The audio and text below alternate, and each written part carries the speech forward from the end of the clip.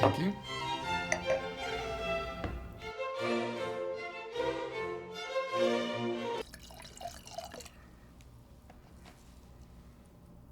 Okay, so this is a pale ruby wine fading out to a garnet rim with some slight signs of rim variation, thin watery meniscus as well. No signs of gas, sediment, or particles. And the viscosity of the wine is, I would say, medium plus, sort of thick tears moving slowly down the glass with no color staining to those tears on the nose. The wine is sound. It is of moderate plus intensity. There's definitely a core of like ripe cherry,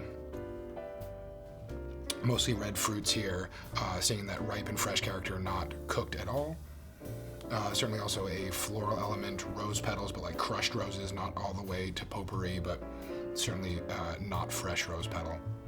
There is a spice character here, certainly an earthiness, some dried Italian herbs. But yeah, I would say it's mostly about that floral element, that cherry element.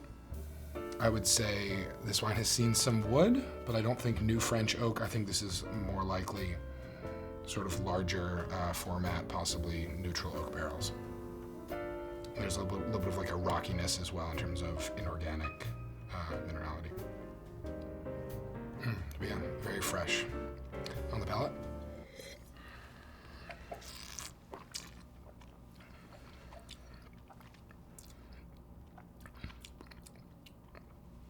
The wine is definitely sound. I would say I might add like cranberry and pomegranate to those red fruits. And again, like fresh, juicy, warm. The rose petal element is here too. And yeah, I think I'll confirm I don't think this wine's seen any new oak, but definitely seen some amount of some sort of used larger barrel.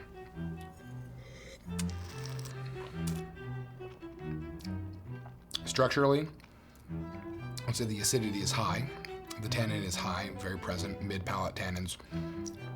Quite astringent, but integrated. Alcohol, also pretty high. I'd say probably like 14.5. Not overbearing, but, you know, certainly some fermentation happened here. I would say the complexity is pretty high as well. The fruit notes, the spice notes, that structure certainly is, I think, a big feature of this wine, but it's got kind of a lot going on.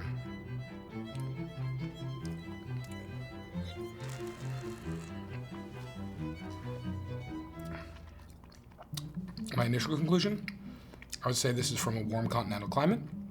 I would say an age range of 5 to 10 years. I would definitely say this is an old world wine. While there's plenty of fruit here, I think the balance of the wine is those sort of smoky characters. There's that rose petal. There's a little bit of like tar almost that I did not mention earlier. From possible countries such as Italy, France, I guess I'll say Spain, but I'm pretty honed in on Italy here, to be honest. Possible grape varieties are Nebbiolo, Sangiovese, and I guess Tempranillo, but I really have a hard time seeing this from anywhere outside of Italy. The real question is, am I looking at Sangiovese or am I looking at Nebbiolo? And I think that rose petal note, and I think the structure of the tannins, that astringency, is going to keep me in Nebbiolo. The question becomes Barolo or Barbaresco, and I think this is just a soft and juicy wine. I think this is a little bit more gentle than I'd expect from Barolo. So I'll take this to Barbaresco. 5 to 10 years old. I don't think it's 17. That was a really hot year. 16 was a beautiful year, but I think that's still showing more tannins than this. So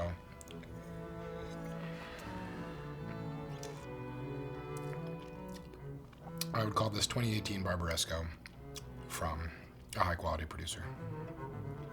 What do we have?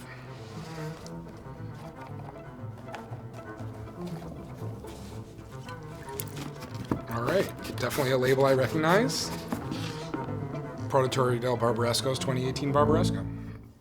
Yeah, this is a beautiful year, beautiful producer. 2018 was very warm and wet, so the Produttore chose not to make any of their single vintage or single vineyard bottlings that year, and included all their best grapes into just their flagship, their Produttore. So beautiful wine. Cheers.